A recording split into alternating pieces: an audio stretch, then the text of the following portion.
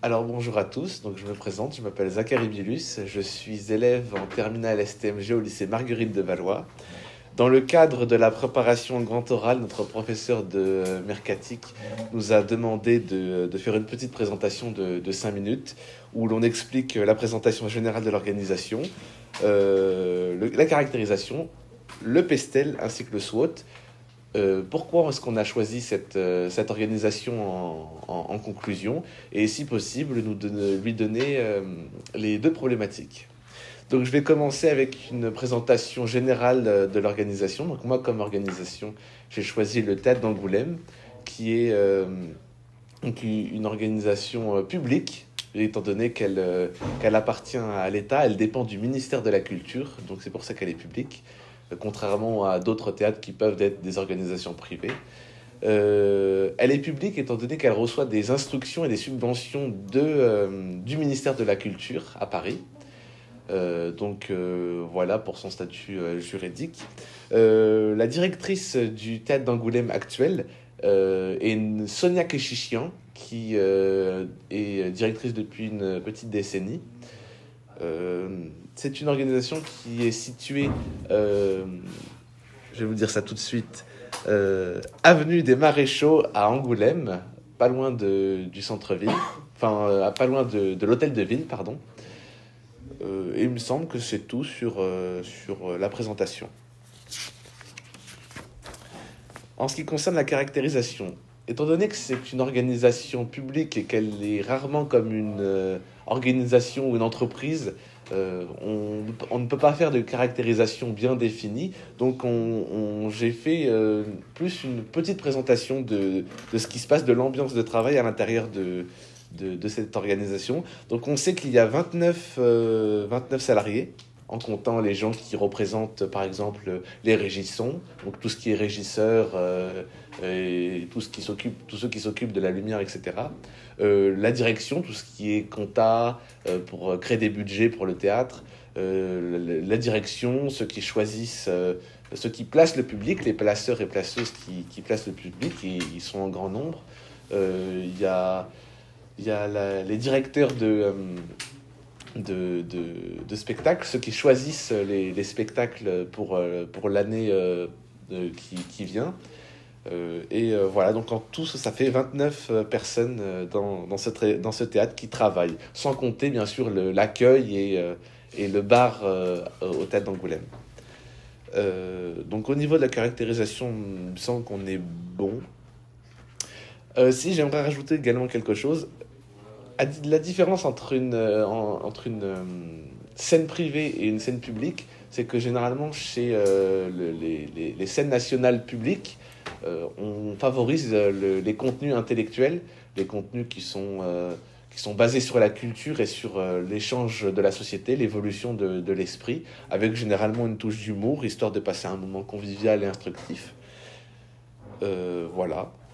En ce qui concerne le Pestel, donc, de manière économique, ils ont des subventions de l'État et du ministère de la Culture. Donc, c'est pour ça qu'ils dépendent énormément au niveau argent. Donc, tout ce qui compte l'électricité que le théâtre utilise pour les spectacles ou pour les locaux, le gaz pour chauffer les salles, les employés de ménage pour entretenir le théâtre, les salaires également pour tout le personnel, étant donné que ce sont tous, pour la plupart, des intermittents. Et tout ce qui compte les subventions personnelles, par exemple les événements comme par exemple je sais qu'il y a des clubs programmation, des stages de théâtre, donc tout ça c'est subventionné aussi par le théâtre d'Angoulême.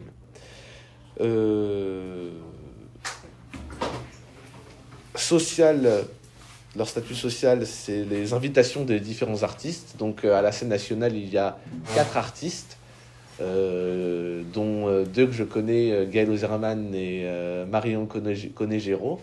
Donc c'est des metteurs en scène, des chorégraphes, donc c'est pour faire un milieu assez diversifié dans le monde du théâtre, parce qu'il n'y a pas que l'art dramatique, il y a la musique, la danse, etc.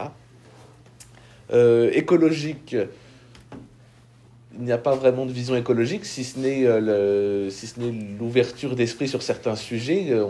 Les directeurs de théâtre invitent à à parler de ce genre de sujets, que ce soit écologiques ou environnementaux, dans les pièces qu'ils présentent dans leur théâtre. Et cela me semble tout pour le moment, en ce qui concerne le Pestel, pardon.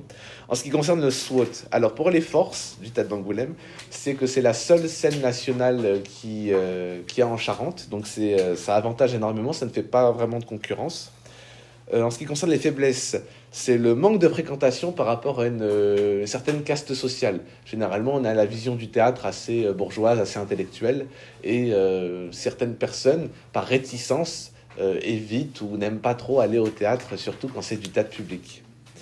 Les opportunités, les nouveaux artistes qui arrivent pour présenter leur travail artistique, leur travail artistique, pardon, et les menaces. La situation économique, étant donné qu'ils dépendent énormément des subventions de l'État et qu'en ce moment la culture est en quelque sorte un peu brimée et